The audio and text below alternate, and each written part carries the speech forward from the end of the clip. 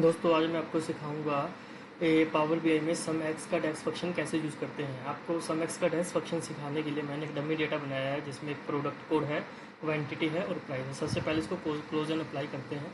उसके बाद आपको बताऊंगा पावर बीआई में सम एक्स फंक्शन को कैसे यूज़ करते हैं।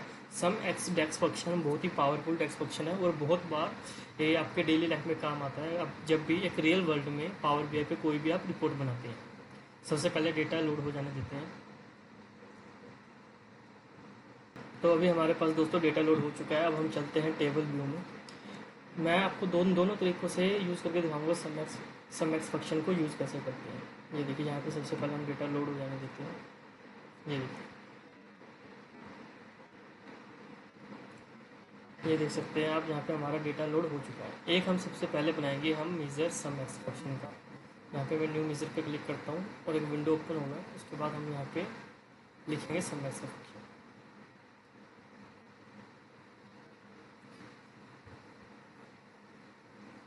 तो मेज़र बनाने से पहले मैं मेज़र का नाम ही रख देता हूँ सम एक्स मेज़र, ताकि आप लोगों को ना एक कन्फ्यूज़न क्रिएट ना हो बाद में जब मैं दोनों को कंपेयर करूँगा, एक मेज़र और कॉलम वाला। सबसे पहले मैं यहाँ पे लिख देता हूँ सम एक्स और मेज़र, ठीक है। अब यहाँ पे सबसे पहले लिखते हैं सम एक्स। सम एक्स लिखने के बाद यहाँ पे ये पूछ रहा है टेबल।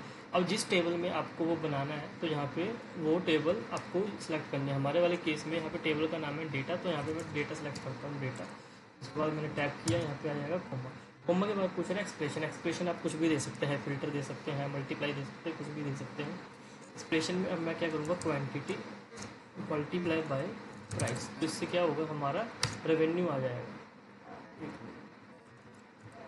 क्वांटिटी, और उसके बाद आएगा हमारा प्राइस। ये अभी हमारे यहाँ पे सम एक्स का रेवेन्यू बन गया है, क्वांटिटी मल्टीप्लाई बाय प्राइस, ये हमारा रेवेन्यू बन गया एक तरीके से। तो यहाँ पे ये शो होगा नहीं क्योंकि ऑब्वियसली बात है ये मेज़र है, ठीक है। अभी मैं एक चीज़ और करता हूँ यहाँ पे आपके सामने, अभी मैं इसको बाद में दिखाऊंगा इसका बना क्या है। तो ये देखिए यहाँ पे मैंने किया इस पर क्लिक। अब यहाँ पे मैं कर देता हूँ न्यू कॉलम। फिर से वही सेम सम एक्स फंक्शन को यूज़ करेंगे लेकिन एक अलग तरीके से। ये देखिए दोस्तों, यहाँ पे मैं कर देता हूँ कॉलम सम। हम करेंगे कॉलम में सम एक्स। अब हम सीधा करेंगे क्या, अब हम सीधा क्वांटिटी मल्टीप्लाई बाय कर देंगे प्राइस। आ जाएगा प्राइस, डेटा का प्राइस, और यहाँ पे हमारी आ जाएगी वैल्यूज़। ये देखो क्वांटिटी मल्टीप्लाई बाय प्राइस, तो यहाँ पे हमारे डिफरेंट डिफरेंट वैल्यूज़ आ गई। अब हम चलते हैं हमारे मेन टैब में। मेन टैब में आने के बाद एक आपको एक चीज़ दिखाता हूँ। जैसे मैंने किया, यहाँ पे मैंने ले लिया है ये मैट्रिक्स। मैट्रिक्स में सबसे पहले मुझे लेना प्रोडक्ट कोड रो में।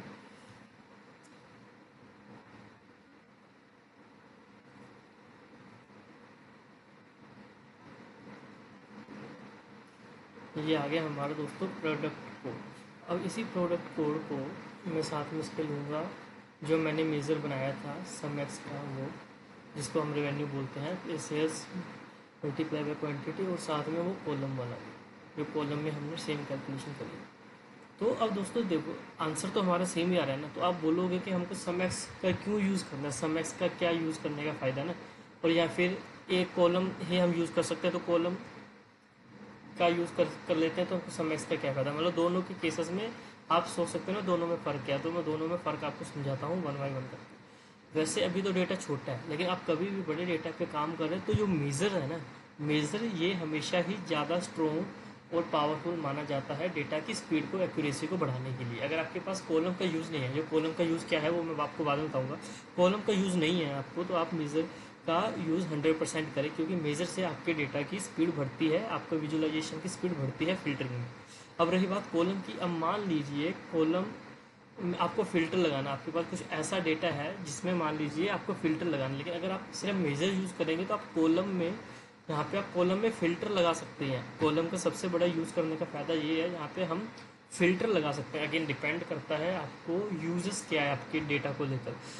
अगर आपको फ़िल्टर यूज़ नहीं करना तो ऑब्वियसली आपको मेज़र की तरफ जाना चाहिए। आपको एक्स्ट्रा कॉलम बनाने की ज़रूरत नहीं है, लेकिन आपको फ़िल्टर्स चाहिए। अगर आपको फ़िल्टर चाहिए, फॉर एग्जांपल मैं चाहता हूँ मेरा ये वाला रेवेन्यू फ़िल्टर हो, मेरे को फ़िल्टर के फॉर्म में चाहिए, तो ऑब्वियसली आपको यहाँ पे कॉलम के फॉर्म में चाहिएगा ही चाहिए। आपको मैं करके दिखाता हूँ। ये सेम मैट्रिक्स है मेरे पास, ठीक है। अभी मैं इसको क्या करता हूँ, बहुत छोटा करता हूँ। ठीक है, अभी मैंने यहाँ पे ले लिया फ़िल्टर, ये स्लाइसर मेरा। स्लाइसर में मैंने क्या किया, इस स्लाइसर में मैंने डाला अपना कॉलम एक्स, ये देखिए दोस्तों। अब यहाँ पे मैं फ़िल्टर कर सकता हूँ डेटा, ये देखिए फ़िल्टर कर सकता हूँ। ठीक है, यहाँ पे ऊपर डेटा फ़िल्टर हो जाएगा जैसा भी होगा। अब इसी का मैं कॉपी बनाता हूँ, मैंने कॉपी बनाया, पेस्ट किया। कॉपी और पेस्ट करने के बाद मैंने कॉपी किया और फिर मैंने पेस्ट किया। कॉपी पेस्ट करने के बाद अब मैं कॉलम की जगह में मेज़र डालता हूँ जो स्पेस कम घेरता है। अब यहाँ पे फ़िल्टर लगेगा नहीं, ये देखो दोस्तों, मैं यहाँ पे इसको पुल आउट करने की कोशिश कर रहा हूँ, ड्रैग एंड ड्रॉप। ये देखो, आप कितना भी ड्रैग एंड ड्रॉप करें तो यहाँ पे आप कभी भी मेज़र फंक्शन नहीं डाल पाएंगे। तो आई होप दोस्तों आपको एक सम एक्स का फंक्शन क्लियर हुआ होगा। नॉर्मली सम एक्स फंक्शन का यूज़ करते कैसे हैं हम। इसका रो लेवल पे कंटेस्ट होता है, रो लेवल पे कैलकुलेट करता है ईच एवरी रो।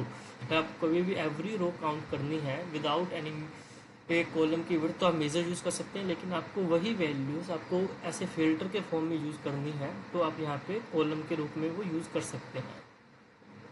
तो आई होप दोस्तों आपको समझ में आ रहा होगा। और सबसे बड़ी बात, अगर मान लीजिए सिर्फ एक एग्जांपल है कॉलम एक्स, अगर मैं मान जाता हूँ इसी में टेबल व्यू में, यहाँ पे कॉलम एक्स, अगर मेरे को इसके अगेंस्ट में एक क्राइटेरिया और बनाना है, एक कॉलम ऐड करके कि प्रॉफिट है या लॉस है या फिर ग्रेटर देन लेस है, तो जिसको हम कॉलम को ही हमेशा फिल्टर दे सकते हैं। जो मेज़र है, मेज़र को कभी भी हम फिल्टर के रूप में नहीं यूज़ कर सकते। ये देखिए, ये सम एक्स। तो आई होप दोस्तों आपको ये सम एक्स डेक्स फंक्शन समझ में आया होगा।